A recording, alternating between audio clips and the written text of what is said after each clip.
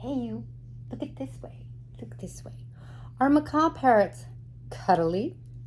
Hey guys, I'm Kaylin. I have over 20 species of parrots. I love my parrots. Parrots are my bliss. I'm the author of the Parrot Bliss Bomb. Please be sure to get your copy. Sometimes I have a copy close by. Anyway, get your copy on Amazon today. If you're used to hanging out, you know that this is Kailani, my Catalina macaw. I used to have two, and you might know that too, two macaws, but not anymore. So, are they cuddly? All right, so if you're new to my channel and you love parrots half as much as I do, or maybe just as much, and you want to be blissed out, you're in the right place. Macaw parrots, they're tricky. They are, unfortunately, totally regrettably, I think I don't like this. They are one of the three most rehomed birds, or one of the three that you are going to find, at least at the rescues that I know of. Why? Because they're big, they're loud, they're destructive.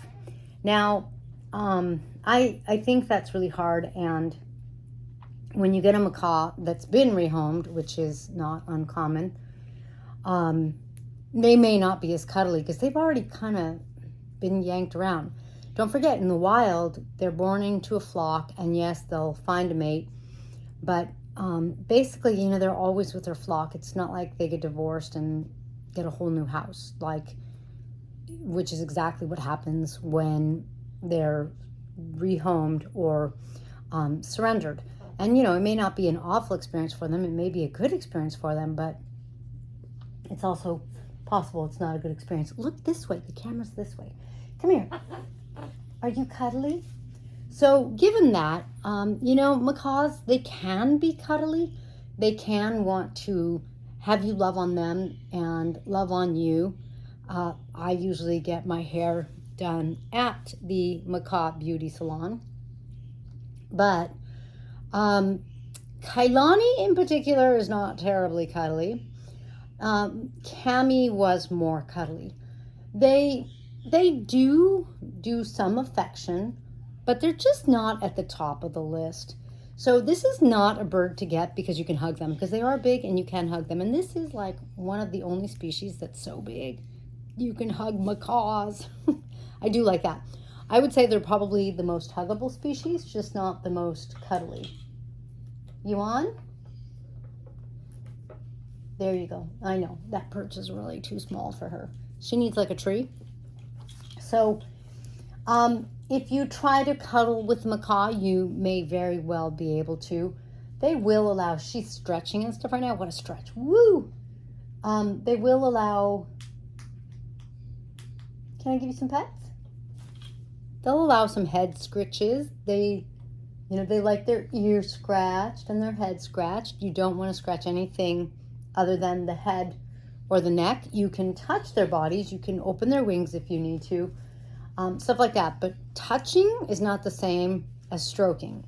Stroking from the neck down is sexual activity. So don't do that, because your bird is going to misperceive you, get hormonal, and it won't be fun.